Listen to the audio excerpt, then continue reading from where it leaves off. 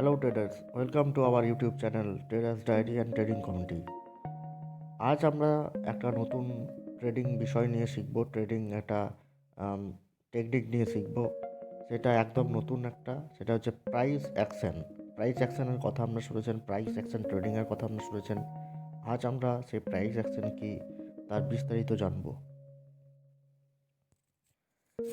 এই price action শব্দটার মধ্যেই আপনারা কিন্তু বুঝতে পারছেন যে এখানে ট্রেডিং করার মূল ইকুইপমেন্ট, মূল বিষয়টা, যে বিষয়ের ভিত্তিতে ট্রেডিং করবেন সেটা হচ্ছে প্রাইস।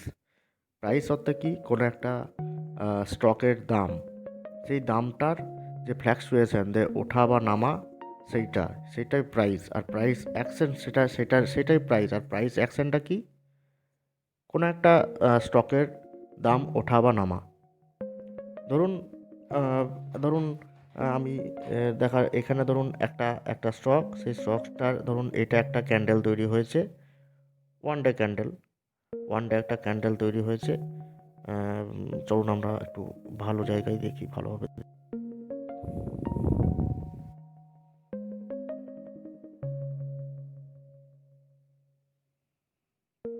চলুন শুরু করা যাক। আরেকবার কোনো একটা সমস্যার কারণে আগের কথাগুলো মিস হয়ে গেছে। ধরুন একটা ক্যান্ডেল, এটা একটা রেড ক্যান্ডেল। এখানে উইক তৈরি হয়েছে, এখানে একটা উইক তৈরি হয়েছে। এই ক্যান্ডেলটা কি নির্দেশ করছে বা কি মানে দাঁড়াচ্ছে? ক্যান্ডেলটা এখানে ওপেন হয়েছিল, ধরুন 100-তে ওপেন হয়েছিল, 100। ক্লোজিং পয়েন্ট ধরুন 90। লোয়েস্ট কত? 85। হাই কত করেছিল? 105। এবার বলুন এই ক্যান্ডেলটা, এই যে 100 থেকে 90 বা 85 থেকে 105, এই জায়গাটাকে কি বলবেন? ক্যান্ডেলটাকে ব্যাখ্যাটা কি? এই ক্যান্ডেলটার ব্যাখ্যাটা কি? একটা রেড ক্যান্ডেল তৈরি হয়েছে, একটা বেয়ারিশ ক্যান্ডেল তৈরি হয়েছে, যেখানে সেলারদের প্রেসার বেশি ছিল, তাই লাল ক্যান্ডেল একটা তৈরি হয়েছে। এটাকে ধরুন একটা ডে ক্যান্ডেল, একদিনের একটা ক্যান্ডেল তৈরি হয়েছে, একটা ডে ক্যান্ডেল ভাবুন এটাকে। তারপরে কি মানে দাঁড়াবে? যে দিনে শুরু হয়েছিল 100-তে, 100-তে দাম দিয়ে ওপেন হয়েছে, তারপর কেনার প্রবণতা বেড়েছে, 105-এ গেছে, তারপর সেলের প্রবণতা বেড়েছে, অর্থাৎ বিক্রির প্রবণতা বেড়েছে, নিচে নেমে এসছে, নিচে নেমে এসছে, 85 অবধি নিচে নেমে এসছে। তারপর আবার সেলার বায়ার এই ফাইট চলতে চলতে 90-তে এসে ক্যান্ডেলটা ক্লোজিং দিয়েছে। তাহলে এবার যদি আপনাকে প্রশ্ন করা হয় এই ক্যান্ডেলটার price action, higher lower price action কত? 85, 105। হায়ার লোয়ার, হায়ার এবং লোয়ার, হাই গেছে এবং লো করেছে। এবং প্রাইস অ্যাকশন কোথায় এই ক্যান্ডেলটার? 100 to 90। 100-এ ওপেন হয়েছে, নেমে এসছে, এবং তারপর আবার উঠে 85-এ এসছে, তারপর আবার উঠেছে, 90-তে ক্লোজিং হয়েছে। এইটাকেই বলা হয় প্রাইস অ্যাকশন, অর্থাৎ দামের ওঠা এবং নামা। দামের এই যে কেনার কারণে বা সে বিক্রির কারণে দামের যে ওঠা নামা, এটাই প্রাইস অ্যাকশন। যে কোনো শেয়ারের প্রাইস, যে কোনো শেয়ারের প্রাইস, তার সমস্ত কিছু ইন্ডিকেটার, সমস্ত কিছু টেকনিক্যাল অ্যানালাইসিসের উপরে কাজ করে। প্রাইস কি? যে কোনো শেয়ারের প্রাইস, সেটা সব থেকে বেশি রিফাইন, সব থেকে বেশি ক্যালকুলেটেড অ্যান্ড ফাইনাল রেজাল্ট সমস্ত অ্যানালাইসিসের পরে প্রাইসটাই কিন্তু সমস্ত শেয়ারের ফাইনাল রেজাল্ট। মানে বলা হয় প্রাইস ডিসকাউন্ট এভরিথিং। প্রাইস সমস্ত কিছুকে ডিসকাউন্ট করে দেয়। প্রাইস প্রাইস হিন্দিতে একটা কথা আছে, প্রাইস আপনে आप में कहानी कहता है, কাহানি বায়া করতা হ্যায়। প্রাইসটাই, ধরুন হঠাৎ একটা স্টকের প্রাইস, যেটা হয়তো একদিন আগে ধরুন অনেকটা উপরে ছিল, এবং কোনো একটা কারণবশত নিচে নেমে গেল, তখন কি প্রাইসটাই কিন্তু তার ফাইনাল ফাইনাল কি জিনিসটা তৈরি হলো সেটাকে পুরোটা জানিয়ে দেয়। প্রাইস একটা বর্তমান পরিস্থিতি কি সেই শেয়ারটার, সেটাকে জানিয়ে দেয়। price shows you price shows your traders mentality and psychology. এই যে ধরুন এই শেয়ারটার দামটা এই জায়গায় উঠে যাওয়ার পর আবার নেমে এলো, এতে ট্রেডার্সদের কী সে মেন্টালিটি পাচ্ছেন আপনি? এতে ট্রেডারদের মেন্টালিটি আপনি পাচ্ছেন যে এই শেয়ারটার দামটা এই জায়গায় যেই এলো সেই জায়গায় ট্রেডারদের একটা সাইকোলজিক্যাল একটা ব্যাপার চলে এলো যে দামটা এর ওপরে যাওয়াটা বোধহয় ঠিক নয়, বা দামটা এর ওপরে আর যাওয়া উচিত নয়। তখন এখানে রিজেকশন এলো এবং দামটা নিচে নেমে গেল। তাই প্রায় পুরোপুরি ট্রেডার্সদের মেন্টালিটি এবং ট্রেডার্সদের একটা সাইকোলজিক্যাল কি তারা ভাবছে সেটা আপনি পেয়ে যাবেন এখান থেকে। এবং এই প্রাইস অ্যাকশনটা হয় কিন্তু বড় বিগ প্লেয়ারদের ক্ষেত্রে। হ্যাঁ, প্রাইস অ্যাকশনটা হয় কিন্তু এই যে ভলিউম তৈরি হয়, দেখবেন নিচের থেকে খুব বড় ভলিউম তৈরি হলো। তো volume is essentially as 80% of the trading volume is given by 20% of the big players. 80% of the trading volume is given by the 20% of the big players. এই যে ভলিউমগুলো আপনার নিচে তৈরি হচ্ছে, গ্রিন বা রেড বা ভলিউমগুলো তৈরি হচ্ছে, এই ভলিউমগুলো 80% কিন্তু প্রভাবে বিগ প্লেয়ার যারা বড় বাল্কে শেয়ারটাকে কিনছে তাদের প্রভাবে তৈরি হচ্ছে। It's not because of me and you or other someone who is skinning in a who is buying the stock in small number, who is just trading in small number of share. এবং কি আরেকটা কি একটা ট্রেডার্সদের একটা collective behaviour of the traders এটা reflect করে এই price অ্যাকশনের ক্ষেত্রে। একটা মব সাইকোলজি একটা কাজ করে প্রাইস অ্যাকশনের ক্ষেত্রে। ধরুন কোনো একটা স্টক হয়তো উঠছে, traders thinking that it should go another level high. ট্রেডার্সরা কিন্তু যদি এটা মনে করে যে না এটা আরও একটা লেভেল হাইয়ে যাওয়া উচিত, সেখানে একটা বড় ভিড় তৈরি হবে এবং প্রাইসটাকে উপরে উঠিয়ে নিয়ে চলে যাবে। এগেন যদি মনে হয় যে না এই জায়গায় প্রাইস রিজেকশন হওয়া উচিত, ট্রেডার্সরা বড় ভিড় এসে প্রাইসকে নামিয়ে নিয়ে চলে আসবে। তাই প্রাইস অ্যাকশন থেকে কিন্তু সহজেই বোঝা যায় ট্রেডার্সদের মেন্টালিটি কী সেই স্টকের প্রতি। তাই প্রাইস অ্যাকশনটা শুধু প্রাইস অ্যাকশন থিওরির উপর কাজ করে ট্রেড করতে হয় তাই নয়। প্রাইস অ্যাকশন যদি বুঝতে পারেন যে এখানে প্রাইস অ্যাকশন সিচুয়েশন তৈরি হচ্ছে, তাহলে সেই জায়গায় কীভাবে ট্রেড করবেন সেটা কিন্তু ডিপেন্ড করবে প্রাইস অ্যাকশন ফ্লোটা যেদিকে সেই দিকের ওপর। প্রাইস অ্যাকশনটা যদি দেখেন যে না বায়ার সাইডে বেশি একটা আপ ট্রেন্ড মুভ করছে, তাহলে অবশ্যই সেই ক্ষেত্রে কিন্তু বাই করবেন। তো যাই হোক, প্রাইস অ্যাকশন কোন জিনিসের ওপর নির্ভর করে বা কী দেখে প্রাইস অ্যাকশন জায়গাটা বোঝা যায়। প্রথম কথা ক্যান্ডেলস্টিক চার্ট, অন্য কোনো জায়গায় নয়। ক্যান্ডেলস্টিক চার্ট দেখবেন প্রাইস অ্যাকশন, যেখানে ক্যান্ডেলস্টিক ভলিউম বড় তৈরি হবে, ক্যান্ডেল বড় তৈরি হবে। ভলিউম বড় হলে ক্যান্ডেল স্বাভাবিক ব্যাপার বড় তৈরি হবে। ভলিউমটা সেকেন্ড পয়েন্টেই আছে। ধরুন খুব বেশি বাইং হচ্ছে, অটোমেটিক গ্রিন ভলিউমটা অনেক বেশি হবে। সাপোর্ট আর একটা জিনিস, সাপোর্ট আর রেজিস্ট্যান্স কিন্তু দেখতে হবে কোন জায়গায় সাপোর্ট কোন জায়গায় রেজিস্ট্যান্স। আমি দেখাচ্ছি আর একটা ছবিতে, তারপর দেখাচ্ছি প্রাইসে। প্রথমে সাপোর্ট আর রেজিস্ট্যান্সটা দেখে নিন কোন জায়গায় কী হচ্ছে। ধরুন এটা কোনো একটা স্টকের ট্রেন্ড লাইন, আমি একটা লাইন টেনেছি, এই লাল যেটা রয়েছে এইটা একটা স্টকের দাম চলছে। এখন একটা দুটো তিনটে চারটে, এই চারটে পয়েন্ট কিন্তু কি সাপোর্ট। ওপরেরগুলো কি, ওপরের চারটে পয়েন্ট রেজিস্ট্যান্স। নিচের এই চারটে পয়েন্টকে একটা লাইনের মাধ্যমে দাগ দেওয়া হয়েছে, সেটা সাপোর্ট এবং এটা হচ্ছে রেজিস্ট্যান্স। এবং এই যে পুরো জায়গাটা, এই যে পুরো গ্যাপ যেটা ফিলিং হচ্ছে, এই পুরো জায়গাটা কিন্তু প্রাইস অ্যাকশন। প্রাইসটা উপরে উঠছে, নিচে নামছে, প্রাইস অ্যাকশন তৈরি হচ্ছে। ভলিউমটা থাকলে ভালো হতো, কিন্তু এটা যেহেতু স্কেচ করা ছবি, তাই এখানে ভলিউমটা দেওয়া সম্ভব হয়নি। ঠিক ডাউন ট্রেন্ড একটা দেখুন, ডাউন ট্রেন্ড যেখানে দামটা উপরে শুরু হয়েছিল, দামটা উপরে শুরু হয়েছিল, সেখান থেকে রিজেকশন হয়ে নিচে নেমে এসছে, আবার উপরে উঠেছে, নিচে নেমে এসছে, উপরে উঠেছে, নেমে এসছে। উপরের এই জায়গাগুলো কিন্তু রেজিস্ট্যান্স, এই রেজিস্ট্যান্সটা ব্রেক করলেই কিন্তু জানবেন একটা ব্রেকআউট। এইখানে ধরুন এই রেজিস্ট্যান্সটা ব্রেক করে,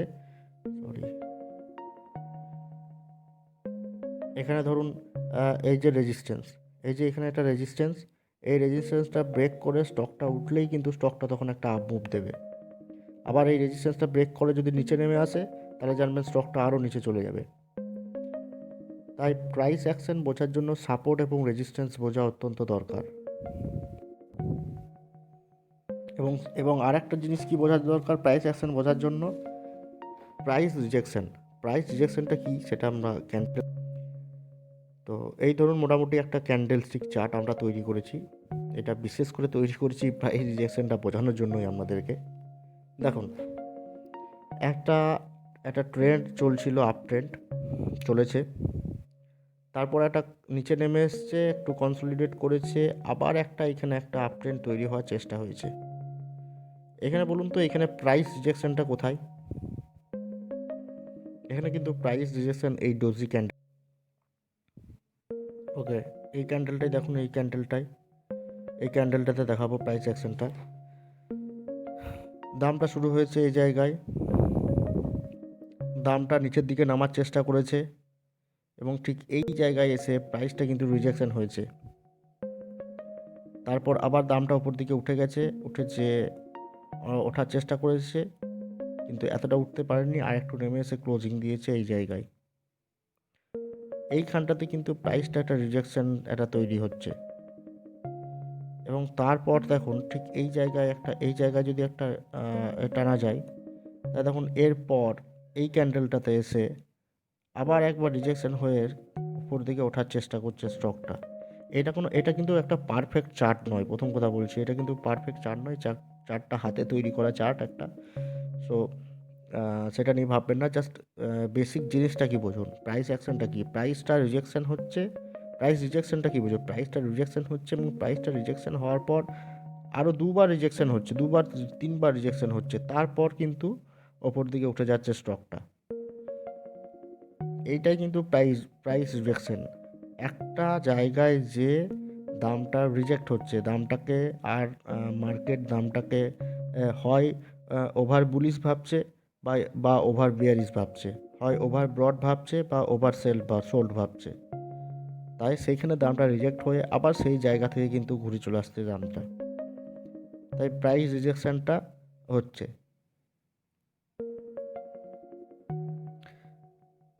প্রাইস অ্যাকশনের নিয়ে আরেকটা কথা বলা হয়, price action trading is a trading technique where traders read the market volume, upper lower price and makes trading based on the price movement without using any indicator. দেখবেন আপনারা যারা ট্রেডিং করেন, আপনারা যে ট্রেডিং অ্যাপস ব্যবহার করেন, সেখানে দেখবেন অনেক ইন্ডিকেটার আছে, ভি অ্যাপ আছে, এমএসিডি আছে, আরএসআই আছে, আরও অনেক ট্রেডিং ইন্ডিকেটার আছে। প্রাইস অ্যাকশন যখন হবে তখন কিন্তু এই কোনো ইন্ডিকেটর ব্যবহার করার দরকার নেই।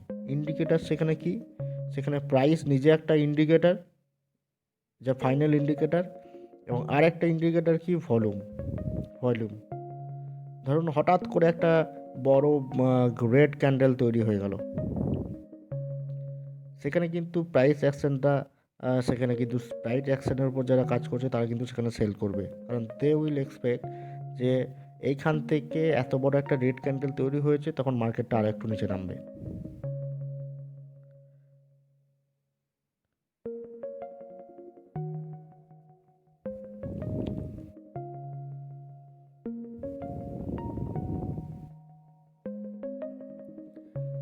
দেখুন প্রাইস অ্যাকশনটা আরেকবার বোঝানোর জন্য আমি আরেকটা চার্ট নিয়ে এলাম। এই চার্টটা দেখুন, এই একটা দাগ রয়েছে, এইখানে একটা দাগ রয়েছে নিচে, এইখানে একটা দাগ, এই একটা দাগ, দেখুন 1, এখানে 2 যদি ধরি, এখানে 3, তিনবার কিন্তু এই দাগটাকে এইখানে এসে রিজেকশন হয়েছে প্রাইসটা। আর তার নিচের বায়ার্সরা বুঝেছে এর থেকে নিচে নামা আর নামবে না, এবং অটোমেটিক দেখুন একটা তারপর একটা সুন্দর আপ মুভ, একটা আপ সাইড মুভ, আপার সাইড একটা মুভমেন্ট দিয়েছে বাকি বাকি সময়টা। এটা এটা একদিনের একটা ক্যান্ডেলস্টিক চার্ট, দেখুন কত সুন্দর, তারপরে একটা আপার সাইড একটা মুভমেন্ট দিয়েছে এই স্টকটা। একটা প্রাইস রিজেকশন হয়েছে নিচের দিকে, এবং এটা কি, এটা সাপোর্ট তৈরি হয়েছে সেই দিনের জন্য, এটাই তৈরি হয়ে গেছে এই স্টকের সাপোর্ট। রেজিস্ট্যান্স কোথায় হবে? রেজিস্ট্যান্স কিন্তু হবে ওপর দিক থেকে যদি টানেন, হ্যাঁ ঠিক এই জায়গায় দাঁড়াবে কোথাও রেজিস্ট্যান্স, এইখান অবধি এই জায়গায় দাঁড়াতো রেজিস্ট্যান্স। তারপর এই রেজিস্ট্যান্সটা যেই ব্রেক করেছে আবার স্টক উপর দিকে চলে গেছে।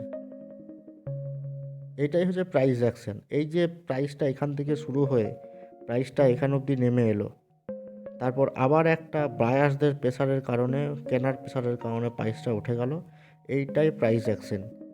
এই প্রাইস অ্যাকশন কী বলবো, আলটিমেট একটা কিছু, প্রাইসটাই আলটিমেট যে কোনো স্টকে, তাই প্রাইস অ্যাকশনটা একটা আলটিমেট। এই প্রাইস অ্যাকশনের ভিত্তি করেই অনেকে ট্রেড করে, কোনো রকম কী বলবো টেকনিক্যাল সাপোর্ট ছাড়া, যে কোনো টেকনিক্যাল সাপোর্ট থাকে যেগুলো, ইন্ডিকেটার থাকে, সেসব ইন্ডিকেটারগুলো ছাড়া।